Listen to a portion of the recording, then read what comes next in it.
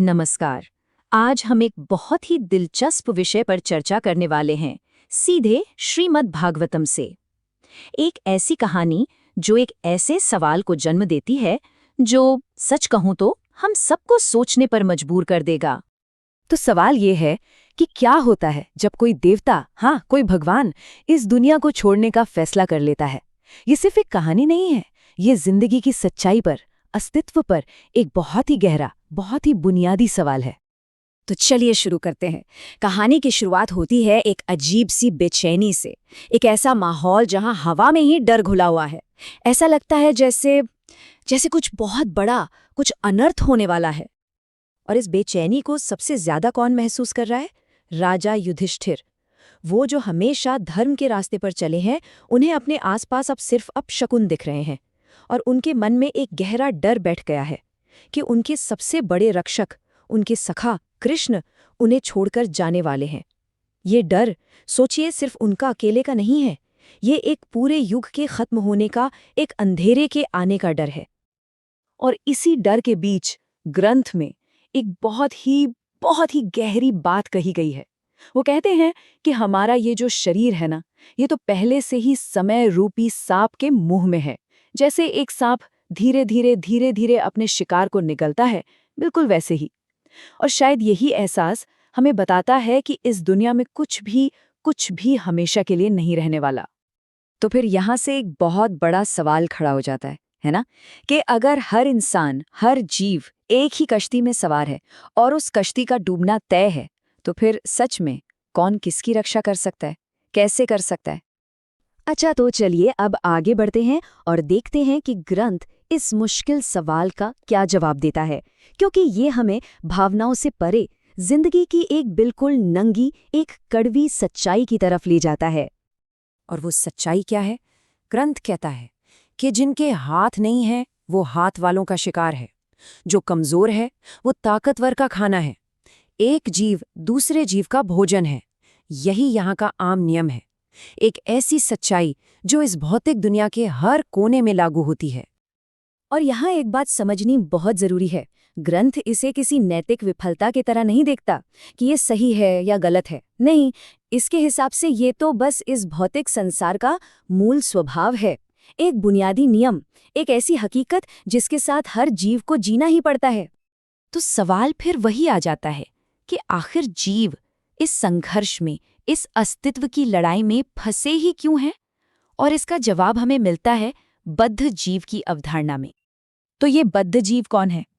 ग्रंथ के मुताबिक ये वो जीव है जो इस भौतिक प्रकृति पर कंट्रोल पाने की, उस पर हावी होने की एक अप्राकृतिक इच्छा में फंसा हुआ है। और यही इच्छा, यही कंट्रोल की चाहत ही सारे दुख और संघर्ष की असली मनोवैज्ञानिक जड़ है। एक ऐसी चाहत जो कभी पूरी हो ही नहीं सकती। और इसी वजह से जीव इस बंधन के चक्कर में बार बार फंसता रहता है। देखिए, इस तुलना में कितना साफ अंतर है। जो बद्ध अवस्था में है वो नियमों से बंधा है, उसमें हावी होने की झूठी इच्छा है और इसलिए वो हमेशा असंतुष्ट रहता है। वहीं दूसरी तरफ जो शुद्ध अवस्था में है वो इन नियमों से आज़ाद है। वो जानता है कि वो परम सत्ता के अधीन है और इसलिए वो अपनी असली स्थिति में ही सुकून पाता है। एक तरफ जाल है, दूसरी तरफ आज़ादी। मतलब ये जो हावी होने की, प्रभुत्व जमाने की जिद है ना, यही वो धोखा देने की प्रवृत्ति है। यही वो प्रवृत्ति है जो उस संघर्ष को पैदा करती है जिसे हमने अस्तित्व का नियम कहा था। एक ऐसा चक्रव्यूह जिसे आत्मा अनजाने में खुद ही चलाती रहती है और उसमें फंसी रहती है। चलिए अब हम आते हैं कहानी के सबसे जरूरी, सबसे अहम हिस्से पर। वो हिस्सा जो हमें हमारे सबसे पहले सवाल का जवाब देगा कि इस पूरी सच्चाई में, इस संघर्ष भरी दुनिया में एक देवता, एक भगवान की जगह कहाँ है? तो सवाल फिर से वही, क्या कृष्ण जो एक दिव्य प्राणी है वो भी इन्हीं भौतिक नियमों से बंधे हैं? अगर हर कोई समय और संघर्ष के नियमों से बंधा है तो क्या भगवान पर भी यही नियम लागू होते हैं? और इसका जवाब बिल्कुल साफ है। ग्रंथ कहता है कि कृष्ण का शरीर भौतिक यानी मटीरियल है ही नहीं, वो दिव्य हैं। उनके लिए पदार्थ और आत्मा में, मैटर और स्पिरिट में कोई फर्क ही नहीं है। आखिर वो उन नियमों से कैसे बन सकते हैं जो उन्होंने खुद बनाए हैं? तो उनका जाना, उनका प्रस्थान कैसे हुआ? देखिए, पहले तो ऐसा लगता है कि एक शिकारी के तीर से उनकी मृत्यु हो गई। फिर वो इस दुनिया में एक तथाकथित, एक सो कॉल्ड भौतिक शरीर पीछे छोड़ जाते हैं। लेकिन उनका जो असली, जो आध्यात्मिक स्वरूप है, वो एक इच्छा से, एक दिव्य कार्य के रूप में जाता है।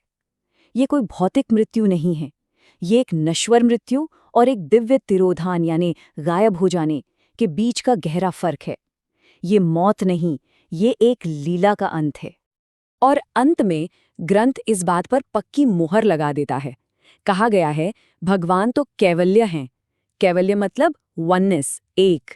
उनके लिए पदार्थ और आत्मा में कोई अंतर नहीं है। क्यों? क्योंकि हर चीज उन्हीं से तो बनी है। तो बनाने वाले के लिए बनाई हुई चीज और आत्मा में फर्क हो भी कैसे सकता है? तो ये सारी चर्चा हमें एक आखिरी लेकिन बहुत ही दमदार सवाल के साथ छोड़ जाती है। अगर एक देवता का जाना मौत नहीं बल्कि एक चुनाव है, एक चॉइस है, तो ये खुद रियलिटी के, इस पूरी वास्तविकता के स्वभाव के बारे में हमें क्या बताता है? क्या इसका मतलब ये है कि हमारी हकीकत की समझ भी कहीं ना कहीं अधूरी है? ये एक ऐसा सवाल है जिसके बारे में सोचना तो बनता है।